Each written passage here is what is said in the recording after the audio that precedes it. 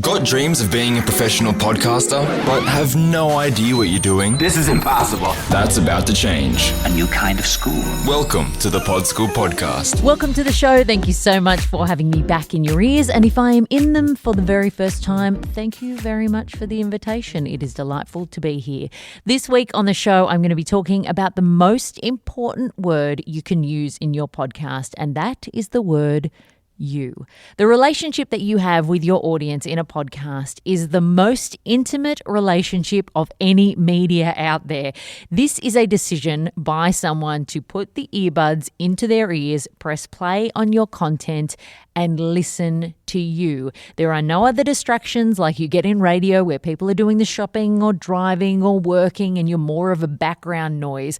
This is a really active decision by an audience to put your content in their ears and concentrate on it. Sure, you can be doing other bits and pieces, but they are paying attention to the stuff that you do. So it is so much more important, even more so than radio, to really make sure that you are trying as best you can to connect with that person on the other end. And that means that you have to think of your audience as individual people and speak directly to one person at a time. Hopefully, your audience is bigger than just one person, unless it's just mum on the other end and she's super supportive of your new endeavors.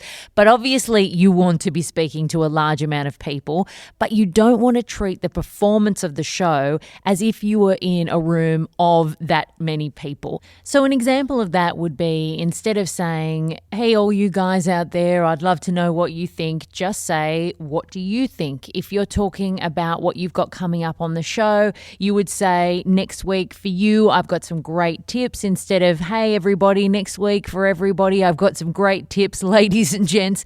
It's just making sure that you use a language that you would use if there was just one person sitting across from you.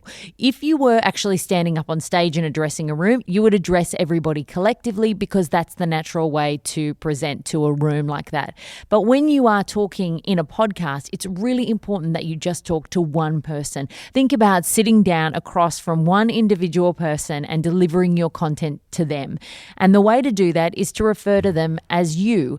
This is really important to develop those relationships with listeners where people will become an ambassador for your show. It's the easiest way to make people on the other end feel like you are in a relationship of sorts with them. And that's the kind of stuff that makes people go from just an audience to real fans if they feel like they're sitting in a room with you and you're talking directly to them. Of course, as with any rule, there is always an exception, and that is if you want to have a show language or a label for your listeners so that you refer to them as a collective community. In my old podcast, Paul and Rach with Paul Murray, our listeners we used to refer to as Mad Rooters. It is a long story of how we got there, but when we were doing our radio show back in 2009, the language became such that they would ring us and sort of say, "Hey, Mad Rooters," and we would call them Mad Rooters. But when we actually got into the meat and potatoes of the show, if we ever referred to the listener, it was always you. We want you to give us a call. What do you think? Those kind of things. But the idea of having sort of an umbrella term for the people who listen to your show can be a really nice way for people to feel like they're part of a gang. It can be great on social media as well. It's a language that you and your listeners can use together. They feel like they're a part of something. So that's kind of the exception to that sort of language. I wouldn't refer to them all the time through your show as that. Of course, it's completely up to you, but best practice is really to talk one-on-one to your listener so that they feel like they're in a relationship with you. For each individual listener, it's important to remember, even though it feels to you like I'm doing a show, I have an audience, I need to talk to that audience, you have to remember what it's like to be a listener on a podcast. And for listeners of podcasts, it is a very individual experience. If you start calling your audience ladies and gentlemen, hey peeps, hey listeners, if I'm listening to you and I'm walking my dog or doing my shopping, I think to myself, who are these people around that this person is referring to? For me, on the other end, nobody else knows what I'm listening to. They're not with me in this experience. So it's really important to think about that when you're presenting your show, because the individual that you're talking to will be listening by themselves.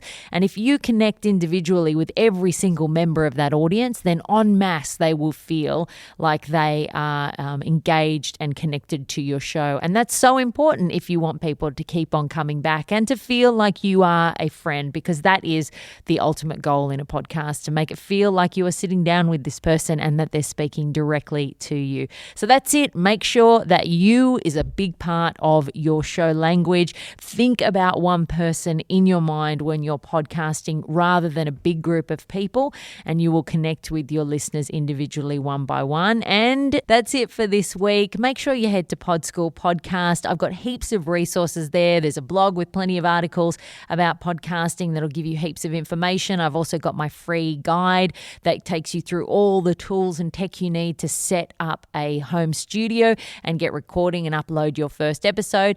There's links to my online podcasting course and, of course, a contact page where you can ask me anything. If you would like a question answered, I would love to create an episode around that question, and I'll let you know when you're going to be featured on the show.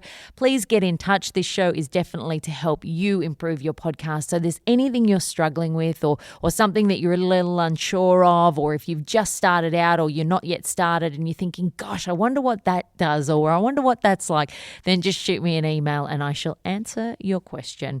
Thank you so much for joining me, and until next week, happy podcasting. That's all for today.